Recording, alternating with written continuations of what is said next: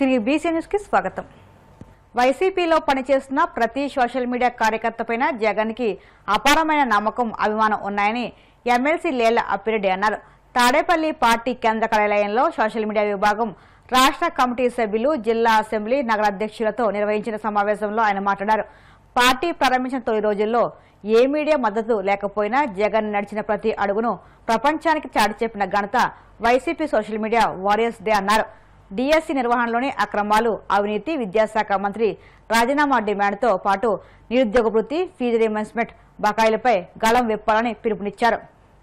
సహజంగా social media అంటే ఏ పార్టీలో చూసినా కూడా కనపడకుండా వెనక ఉండి పనిచేసే ఒక వ్యవస్థగా భావిస్తూ ఉంటాం.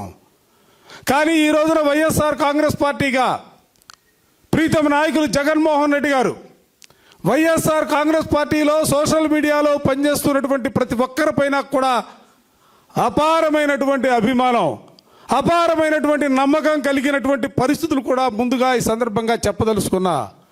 ఎందుకంటే వైఎస్ఆర్ కాంగ్రెస్ పార్టీ ప్రారంభించిన రోజున ఈ రాష్ట్రంలో కాదు, దేశంలోనే ఉన్నటువంటి రాజకీయ పక్షాలన్నీ కూడా జగన్మోహన్ రెడ్డి గారికి వ్యతిరేకంగా, జగన్మోహన్ రెడ్డి గారిని బయట పెట్టడానికి కూడా అనుకూలత లేనటువంటి పరిస్థితులు సృష్టించినటువంటి పరిస్థితుల్లో రాజశేఖర రెడ్డి గారు చనిపోయిన తర్వాత బయటకు వచ్చి వైఎస్ఆర్ కాంగ్రెస్ పార్టీని ప్రారంభిస్తే రాజశేఖర రెడ్డి గారి బిడ్డ మన కోసం రోడ్డుపైకి వస్తున్నాడు, రాజశేఖర రెడ్డి గారి దయ వల్ల మా కుటుంబానికి మంచి జరిగింది అనే భావంతో జగన్మోహన్ రెడ్డి గారితో పాటు నడిచి ఆయన నడిచినటువంటి ప్రతి నడకను కూడా ప్రపంచానికి చెప్పినటువంటి వారియర్స్ ఎవరున్నారంటే అది సోషల్ మీడియా వారియర్స్ అనేది గర్వంగా ఈ సందర్భంగా చెప్పదలుచుకున్నాను.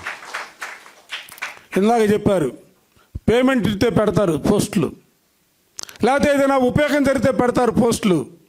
కానీ వైఎస్ఆర్ కాంగ్రెస్ పార్టీలో పోస్టు పెట్టే ప్రతి కార్యకర్త కూడా గుండెల నిండా జగన్మోహన్ రెడ్డి గారిపై అభిమానం, ఆ అభిమానంతో పాటుగా 2024లో గవర్నమెంట్ తెలుగుదేశం పార్టీ అధికారంలోకి వచ్చిన తర్వాత ఏ రకంగా YSR Congress party social media కార్యకర్తల్ని ఇబ్బంది పెట్టారన్న అంశాలని పోస్టు పెడితే చాలు కేసులు పెట్టారు, కేసులు పెడితే జైలుకి తీసుకెళ్లారు.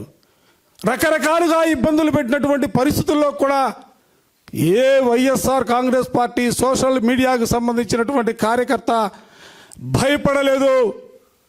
ఎన్ని కేసులైనా పెట్టుకోండి, జైలుకి వెళ్ళటానికైనా సిద్ధం. కానీ మేము వైఎస్ఆర్ కాంగ్రెస్ పార్టీలో సోషల్ మీడియా కార్యకర్తలుగానే పనిచేస్తామనే ఆలోచనని తెలియజెప్పే ప్రక్రియలో కూడా బహుశా భారతదేశంలో ఉన్నటువంటి ఏ రాజకీయ పార్టీకి కూడా లేనటువంటి social media warriors YSR Congress పార్టీకి ఉన్నటువంటి పరిస్థితి సందర్భంగా గర్వంగా చెప్పదలుచుకున్నా.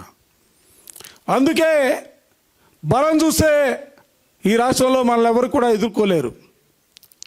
విశ్వాసం చూస్తే మనతో పాటుగా ఏ పార్టీలో కూడా విశ్వాసం కలిగినటువంటి వ్యక్తులు ఇంత పెద్ద సంఖ్యలో ఉన్నటువంటి పరిస్థితి లేదు. నమ్మకాన్ని చూసినా, నిబద్ధతను చూసినా, ధైర్యాన్ని చూసినా, తెగువను చూసినా, ఏదో అంటారు టన్నులు YSR Congress party social media కార్యకర్తలకు ఉన్నటువంటి పరిస్థితులు కూడా నేను ఈ సందర్భంగా గర్వంగా చెప్తా ఉన్నా. బాధితులకు ప్రభుత్వం అండగా నిలుస్తుందని ప్రభుత్వ విప్ ఎమ్మెల్యే బొలిశెట్టి శ్రీనివాస్ అన్నారు. పశ్చిమ గోదావరి జిల్లా తాడేపల్లిగూడెం ఎమ్మెల్యే క్యాంప్ కార్యాలయంలో 86 మందికి 40,60,348 రూపాయల విలువైన చెక్కులు, ఎల్ఓసీలు అందజేశారు. ఎల్ఓసీల ద్వారా 10 మందికి 22,61,708 చెక్కుల రూపంలో 76 మందికి 17,98,640 ఎమ్మెల్యే అందించారు. ఈ సందర్భంగా బొలిశెట్టి మాట్లాడుతూ సంక్షేమం, అభివృద్ధి రెండింటినీ అమలు చేస్తూ ప్రజల పక్షాన కూటమి ప్రభుత్వం నిలుస్తుందన్నారు. చంద్రబాబు నాయుడు గారు వచ్చిన తర్వాత ఏ సీఎం ఇంతకు ముందు ఇవ్వనటువంటి విధంగా చాలామంది మేము ఏదో సంక్షేమం చేసాం, లేకపోతే మేము చేసి తప్పుకునే పరిస్థితుల్లో ఇవాళ పేద ప్రజలను ఆదుకునే విధంగా ఈ ప్రభుత్వం చేసిన మంచి పనుల్లో మొట్టమొదటిగా చెప్పాల్సిన అవసరం ఉంది. ఎందుకంటే చాలామంది నిరుపేదలను ఆదుకున్నటువంటి పరిస్థితి. ప్రతి కాన్స్టిట్యూన్సీలోనూ 7 కోట్లు, 6 కోట్ల 50 లక్షలు, 7 కోట్లు, 8 కోట్లు కూడా ఇచ్చిన కాన్స్టిట్యూన్సీలు ఉన్నాయి. మరి అది ఏ సీఎం ఇంతవరకు నాకు తెలిసినంతవరకు ఇంత వయసులో నాకు ఈ రోజు వరకు కూడా ఏ సీఎం ఇంత డబ్బు ఇచ్చిన పాపాన్ని పోలేదు.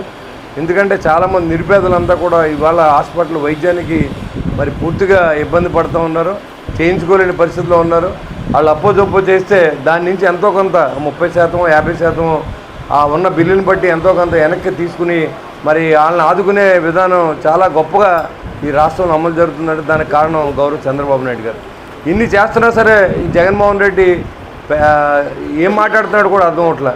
చంద్రబాబు నాయుడు గారిని పనిచేసిన వాళ్ళని ఆయన మెచ్చుకోవాల్సింది పోయి ఆయన నోటికి ఏమొస్తే అది మాట్లాడో. చంద్రబాబు నాయుడు గారు వెన్నుపోటు అంటాడో, లేకపోతే చంద్రబాబు నాయుడు గారు ఏం పని చేయట్లేదు అంటాడో, భోగాపురం ఎయిర్పోర్ట్ కడితే నేను కట్టానంటాడో, లేకపోతే పోలవరం ప్రాజెక్టును ఉండగా పక్కన పెడితే అది ఈరోజు వచ్చే సంవత్సరం మనం ప్రజలకు అంకితం చేస్తూ ఉంటే దాన్ని కూడా నేనే చేస్తానని, నేనే చేశాను, నా వల్ల అయిందని చెప్పుకునేటువంటి సిగ్గులేని మాజీ ముఖ్యమంత్రికి మరి మీరందరూ బుద్ధి చెప్పారు, మమ్మల్ని గెలిపించారు. అయినా ఇప్పుడు మనం మాట్లాడవలసిన అవసరం లేదు అతని గురించి. అయినా కానీ ఎందుకంటే ఇప్పుడు ప్రతిరోజు ప్రెస్ మీట్లు పెట్టడం, ఇక్కడ ఉన్నటువంటి మరి ఏదైతే చంద్రబాబు నాయుడు గారిని, పవన్ కళ్యాణ్ గారిని, లోకేష్ గారిని తిట్టడం తప్ప బీజేపీని తిట్టి సాహసం చేయరు. ఎందుకంటే బీజేపీని తిడితే గమ్మునే లోన్ వేస్తారేమో భయంతోనే బీజేపీని మాత్రం మినహాయించి ఉన్న 2 పార్టీలని మాట్లాడే దౌర్భాగ్యమైన పరిస్థితి రాష్ట్రంలో ఉంది. ఇవాళ రాష్ట్రం అభివృద్ధి చెందడానికి మన నాయకుడు చంద్రబాబు నాయుడు గారు కానీ, పవన్ కళ్యాణ్ గారు కానీ మరి సీఎం గారు ఒక మంచి నిర్ణయం తీసుకుని మరి సీఎం రిలీఫ్ ఫండ్ అని పెట్టి దీని ద్వారా రమరమ 6,40,75 లక్షలు మాటలు కాదు. ఇందులో 1924లో ఉన్న ఒక దుర్మార్గ పాలనలో ఆయా సీఎం రిలీఫ్ ఫండ్ కావాలంటే ఎన్ని ఇబ్బందులు పడ్డారో ప్రజలు తెలుసుకోవాలి. మరి వాళ్ళకి ఆ సీఎం రిలీఫ్ ఫండ్ అంటేనే కొంతమంది మర్చిపోయారు. ఏదో నెలకో 2 నెలకోసారి ఒక 4-5 చెక్కులు చేతులు దులుపుకునే పరిస్థితి. అటువంటిది కాకుండా మరి ఇందాక ఎవరో ఒక వ్యక్తి వచ్చాడు, చెక్కే కాదు వైద్యం అర్జెంట్ అడ్వాన్స్ కావాలంటే ఆయనకి మరి క్లియరెన్స్ ఇచ్చి అడ్వాన్స్గా 4,50,000 రూపాయలు ఒక సీఎం రిలీఫ్ సర్టిఫికేట్ ఇచ్చారంటే ఈ డబ్బులు ఇది కూడా క్యాష్తో వైద్యానికి ముందే ఈ రకమైన కార్యక్రమం చేస్తున్నారంటే మరి సెంట్రల్లో మోడీ గారు ఈ ఆంధ్రప్రదేశ్ ప్రభుత్వానికి పూర్తి సహకారంగా ఇటు అభివృద్ధిలో కానీ ఇటు సంక్షేమ పథకంలో కానీ ఏది ఆగకుండా జరిగిన 5 ఏళ్ళు ₹1 పని చేయకుండా ఈ రాష్ట్రాన్ని 20 ఏళ్ళు వెనక్కి గెంటేస్తే మరి డబుల్ ఇంజిన్ ప్రభుత్వం కావాలని కోరుకోవడం వల్ల మీరు ప్రజలందరూ ఆశీర్వదించడం వల్ల మరి ఇక్కడ తాడేపల్లి చరిత్రలోనే మొట్టమొదటిసారి ఎవరికి ఇవ్వనంత మెజార్టీ ఒక మంచి వ్యక్తి అయిన బొలిశెట్టి శ్రీనివాస్ గారికి 65,000 ఓట్లు మరి ఈ రకంగా మెజార్టీ ఇచ్చి గెలిపించిన బొలిశెట్టి శ్రీనివాస్ గారికి మరి ప్రజలు ఒక మంచి ప్రభుత్వానికి మద్దతు ఇవ్వాలి. ఈరోజు పవన్ కళ్యాణ్ గారు, చంద్రబాబు నాయుడు గారు రాష్ట్రం ఎలాగున్నా సరే నియోజకవర్గంలో డబ్బులు లేకపోయినా ఏదో రకంగా వివిధ రకాల సంస్థల నుంచి గ్రాంట్లు ఇస్తూ ఈ నియోజకవర్గ అభివృద్ధి పదవులు ఎదురు తీసుకెళ్తాం జరుగుతుంది. దస్తావేజుల లేఖర్లు పెండౌన్ సమ్మె విరమిస్తున్నట్లు ప్రకటించారు. ప్రభుత్వం స్పందించకపోతే మరోసారి ఉద్యమం చేపడతామని హెచ్చరించారు. అంబేద్కర్ కోనసీమ జిల్లా అమలాపురంలో దస్తావేజుల లేఖర్లు సమావేశం నిర్వహించి పెండౌన్ సమ్మె విరమిస్తున్నట్లు ప్రకటించారు.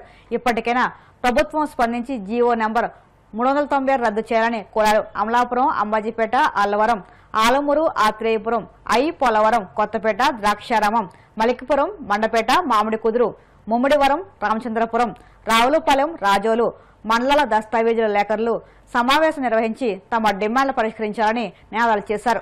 మొత్తం 15 సబ్ రిజిస్ట్రార్ కార్యాలయ పరిధిలో ఉన్నటువంటి డాక్యుమెంట్ రైటర్లు మరియు సహాయకులు, టైపిస్టులందరూ కూడా ఈరోజు అమలాపురంలో సమావేశం జరిగింది. ఈ సమావేశం ముఖ్య ఉద్దేశం 20వ తారీఖు నుంచి ప్రజలకు మేము ఇచ్చినటువంటి 20వ తారీఖు నుంచి మరి 31వ తారీఖు వరకు ప్రభుత్వం ఏదైతే జారీ చేసిందో జీవో నెంబర్ 396 యొక్క జీవో వలన డాక్యుమెంట్ రైటర్ల యొక్క ఉపాధి మరి కోల్పోతామనే కోణంలో మేము ఈ సమ్మెను ముందుగానే ప్రకటించాం. అందుకు ప్రజలు మరి సహకరించి మరి 31వ తారీఖు వరకు మా యొక్క విన్నపాలను విన్నవించి మాకు ఈ సహకారాన్ని అందించినందుకు ప్రజలందరికీ కూడా మా రాష్ట్ర వ్యాప్తంగా ఉన్నటువంటి డాక్యుమెంట్ రైటర్లు అలాగే మా కోనసీమ డాక్యుమెంట్ రైటర్లు సహా అందరి తరఫున కూడా కృతజ్ఞతలు మీడియా పరంగా తెలుపుకుంటూ, మరి ప్రభుత్వం వారు మరి ఈ ఆర్ఎస్కే కేంద్రాలు ఏర్పాటులో చేయటంలో ఉన్నప్పుడు మా యొక్క డాక్యుమెంట్ రైటర్ల యొక్క వృత్తి వ్యవస్థ రోడ్డును పడకుండా కనుమనుగా రాకుండా మాకు వృత్తిపరమైనటువంటి జీవనోపాధి భరోసా కల్పించాలని మరి రాష్ట్ర ముఖ్యమంత్రి వర్యులు శ్రీ నారా చంద్రబాబు నాయుడు గారికి, అలాగే డిప్యూటీ సీఎం గారు అయినటువంటి శ్రీ పవన్ కళ్యాణ్ గారికి, మరి లోకేష్ గారికి, వీరందరికీ కూడా మేము మా డాక్యుమెంట్ రైటర్లు సహాయకులు సుమారు ఒక 2-3 లక్షల పైనే అనేక రంగాల్లో ఉన్న వాళ్ళు కూడా ఆధారపడి ఉన్న వాళ్ళు అందరూ కలిసి ఉన్నాము. ఇది తరతరాలుగా వచ్చినటువంటి ఈ వృత్తి. ఇది మరి ఈ వృత్తిని బేస్ చేసుకుని మాకు ఒక అనుబంధంగా ప్రజలతో మేము మమాకయ్యి ఉన్నాము. అది అనేక రికార్డులు తెర వెనక మేము పరిశీలన చేసి ఆ డాక్యుమెంట్ రాయడం జరుగుతుంది. తెర ఎదర మాత్రం ప్రభుత్వానికి మేము ఈ ఆదాయాన్ని కల్పించడంలో కానీ, ఈ సౌకర్యాలు మరి ప్రజలకు సులువుగా అందజేయడంలో మేము ఎటువంటి ప్రతిఫలం భారం ప్రభుత్వం మీద లేకుండా చేస్తున్నాము. మరి అటువంటి ఈ వృత్తిని ప్రజలతో అనుబంధం ఉన్నటువంటి కుటుంబంగా ఉన్నటువంటి మా డాక్యుమెంట్ రైటర్ల వ్యవస్థను మరి కనుమరు అవ్వకుండా ఈ ఆర్ఎస్కే కేంద్రాలలో కేవలం అక్కడ రిజిస్ట్రేషన్ సేవలు మాత్రం అక్కడే అందిస్తామని కాకుండా మరి మా డాక్యుమెంట్ రైటర్లందరికీ కూడా రోడ్డును పడకుండా ఉపాధి కల్పిస్తారని చెప్పేసి ఆ ఉపాధికి తగినట్టుగా మరి ప్రభుత్వ వారు ఇప్పటికైనా తగు స్పందనించి మాకు స్పష్టమైనటువంటి జీవన వృత్తి కలిగించాలని. వార్తలు ముగించే ముందు ముఖ్యాంశాలు మరొక్కసారి. ఉత్తరాంధ్ర అభివృద్ధికి భోగాపురం విమానాశ్రయం సింహద్వారంలా నిలుస్తుందన్న రామ్మోహన్ నాయుడు. ప్రతిపక్షాల హేళనలకు అభివృద్ధితో సమాధానమిచ్చామని వ్యాఖ్య. ఉత్తరాంధ్ర జిల్లాల అభివృద్ధికి ప్రధాని మోదీ కట్టుబడి ఉన్నారన్న కేంద్ర మంత్రి శ్రీనివాస వర్మ. నవ్యాంధ్ర ప్రయాణంలో భోగాపురం ఎయిర్పోర్టు ప్రారంభం కీలక మైలురాయని అభివర్ణన. ప్రధాని మోదీ సహకారంతోనే ఏపీలో అభివృద్ధి పరుగులు పెడుతుందన్న మంత్రి లోకేష్. భోగాపురం విమానాశ్రయం రాష్ట్రానికి పవర్ ఇంజిన్ గా మారుతుందని ధీమా. గ్రామస్థాయి నుండి సోషల్ మీడియాను ప్రజా ఉద్యమంగా మలచాలి. వైసీపీ సోషల్ మీడియా విభాగానికి ఎమ్మెల్సీ లేళ్ల అప్పిరెడ్డి సూచనలు. ఈ వార్తలు ఇంతటితో సమాప్తం. మరిన్ని వార్తల కోసం BCN digital YouTube channel, Facebook పేజీని ఫాలో అవ్వండి. అప్డేట్ వార్తల కోసం ప్లీజ్ సబ్స్క్రైబ్.